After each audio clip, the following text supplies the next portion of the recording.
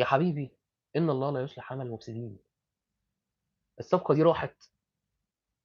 راحت علشان تخرب فرقة نادي الزمالك، خربت فرقة النادي الأهلي.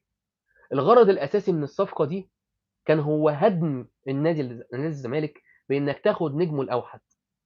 من سنة واحدة بس أحمد السيد زيزو ساب فرقة الزمالك وهي بتلعب ماتش في الكونفدرالية، وراح السفارة الأمريكية عشان ياخد من هناك فيزا علشان يسافر مع الأهلي بطولة كأس العالم للأندية.